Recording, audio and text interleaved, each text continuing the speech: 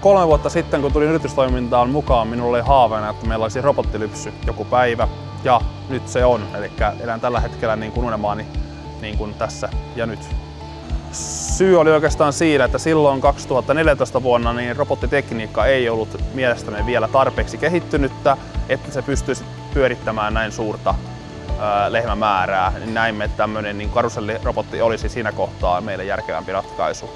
Vanhan järjestelmän kapasiteetti oli täysin maksimissa, eli siitä järjestelmästä ei saanut enää enempää irti. Ja tosiaan vuonna 2023 tammikuussa vaihdettiin lypsyrobotteihin tämä, kun karuselli alkoi olemaan vähän niin kuin iänsä lopussa niin sanotusti. Ja näimme, että nyt olisi hyvä paikka niin kuin investoida uuteen lypsytekniikkaan. Hyvällä suunnittelulla ja hyvällä porukalla niin käyttöönotto meni todella kivuttomasti mielestämme, eli meni todella hyvin käyttöönotto. Mielestämme oli paljon houkuttelevampi työnantaja, koska työnaikamme ovat parempia ja olemme kuitenkin palkkatasollisesti niin kuin ihan kärkipäässä ja meidän sijainti on suhteessa suuren asutuskeskukseen hyvä, niin näemme, että olemme ja varsinkin tämä robottilypsy on vielä tuonut sitä lisäkiinnostusta työntekijöiltä. Työntekijät pystyvät enemmän tekemään pareittain nykyään töitä ja he pystyvät enemmän itse päättämään, missä järjestyksessä he tekevät työnsä ja vapaammin kuin ennen.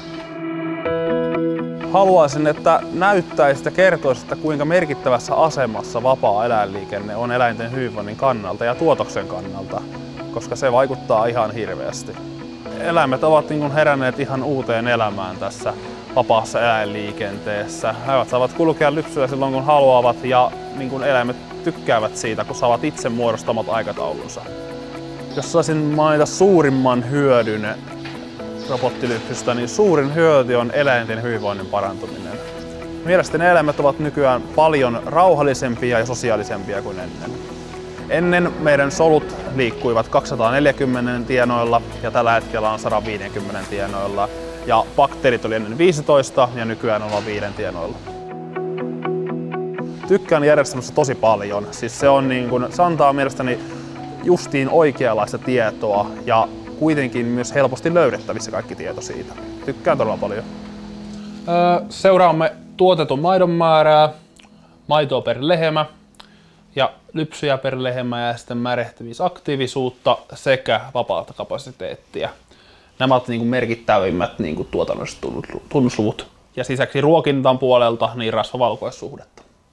Suurimmat muutokset ehkä siinä, että meillä on enemmän aikaa nyt keskittyä siihen johtamiseen tässä toiminnassa ja mielestäni se on auttanut siinä, että teemme parempia päätöksiä kuin ennen.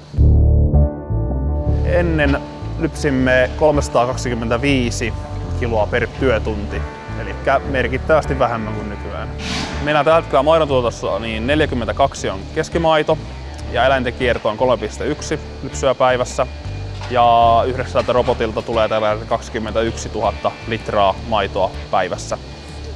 Olen todella tyytyväinen suhteeseeni lelyyn, koska olen saanut sitä, mitä olemme halunneetkin tässä systeemissä ja mitä me silloin vuosi takaperin silloin toivoimmekin. Ja mun mielestä kaikki lupaukset on voisin suositella kenelle vain automaattilypsyjärjestelmää. Jos tilan kannattavuus ja tuotanto sen mahdollistaa, niin mielestäni automaattilypsy on paras vaihtoehto eläimille.